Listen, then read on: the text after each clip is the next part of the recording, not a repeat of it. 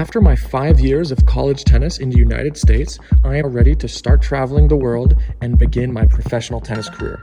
Being able to hit with such incredible players as a hitting partner at the Rogers Cup in Montreal the past 3 years has given me a glimpse of what it takes in becoming a professional tennis player. My big goal for my tennis career is to play the Rogers Cup qualifying in Montreal in 2026. My crazy story as Camilla Giorgi's hitting partner at the US Open will come out soon. Subscribe to find out. Today is the start of my YouTube series, Climbing the ATP Rankings, where I will compete in professional tennis tournaments on the Futures and Challenger Tour as I chase my first ever ATP point. On this channel, I will be posting match highlights, tournament vlogs, practice sets with pros, and much more. This is just the beginning. With my current ITF ranking, I will be playing in the qualifying draws of the ITF Futures events, where I will need to win 2 to 3 matches before I even make the main draw. Winning 1 match in the main draw will get me that first ATP point.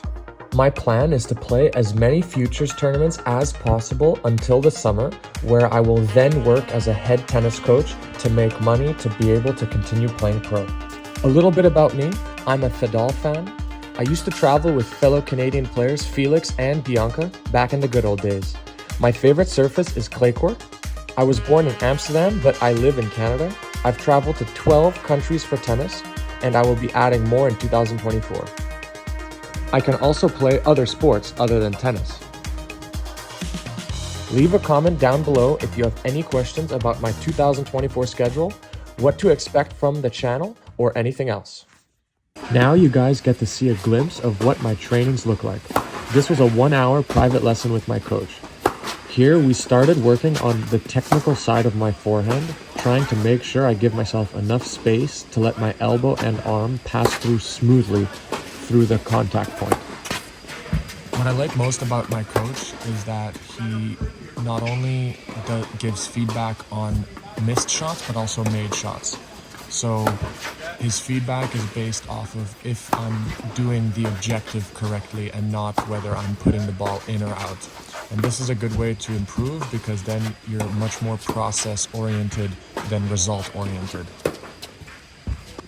My forehand has not always been my strong part of my game.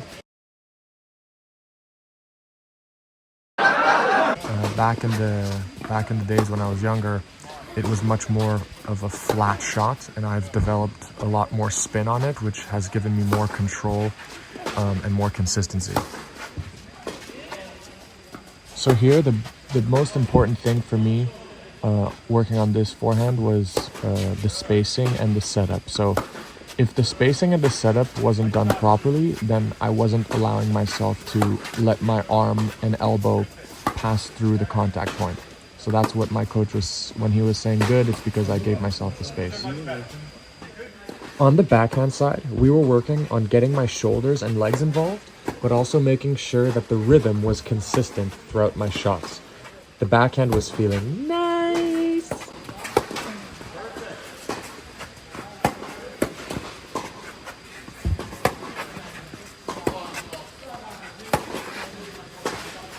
Even though the backhand was feeling pretty crispy today, the past 5 years in college tennis, it has probably made my backhand a little more of a liability.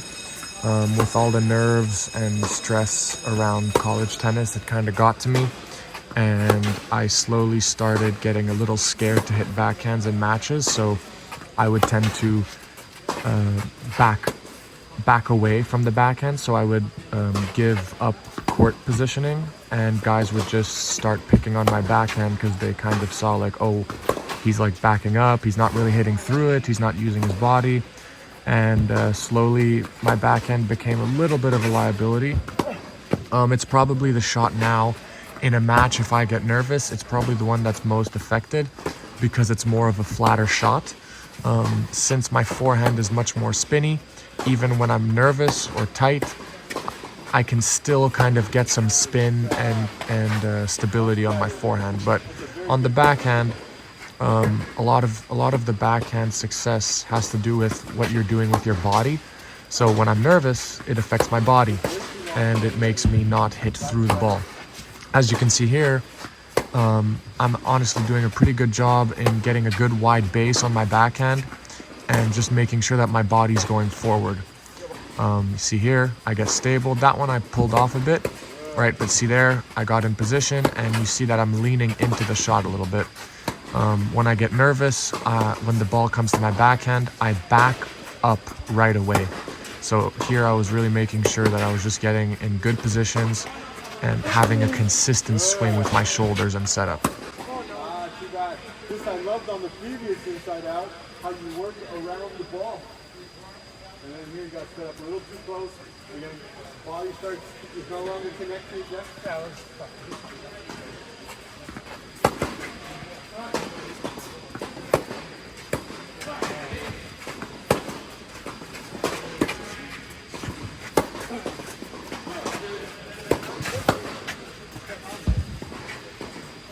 We then started specific situations where I received a feed, trying to implement my technical work into point play. One of the hardest parts of tennis is working on things in practice and trying to implement them consistently into point play.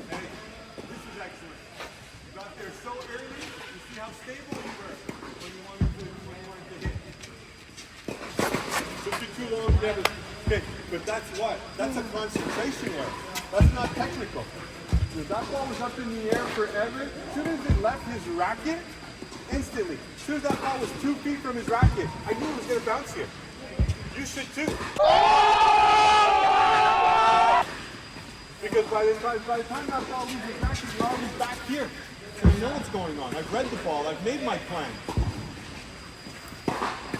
So that's an area of coaching.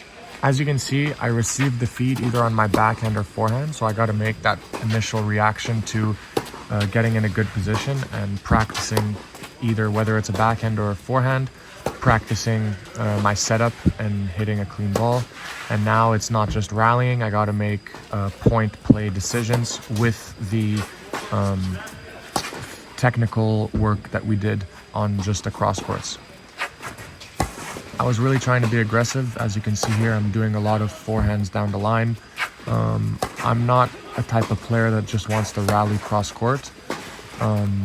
So I either try and come to the net, or I'm gonna try and change direction pretty soon. But one of the things I need to work on is my change of direction awareness. So sometimes I change the direction on the wrong ball. So I got to find the balance between wanting to change the direction soon, but also making good choices with that shot.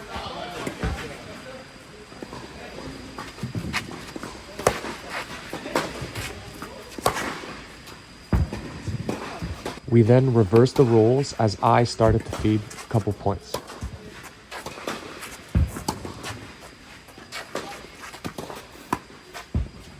You guys probably can't tell, but unfortunately I had hard court shoes, or used hard court shoes for my training on clay.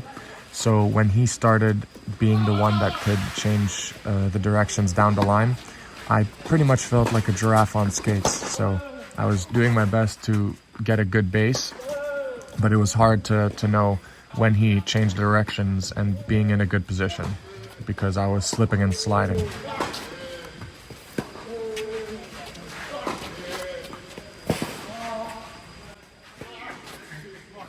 If you enjoyed this video and want to see how far I can get in professional tennis, subscribe and join me on this crazy journey. Till next time.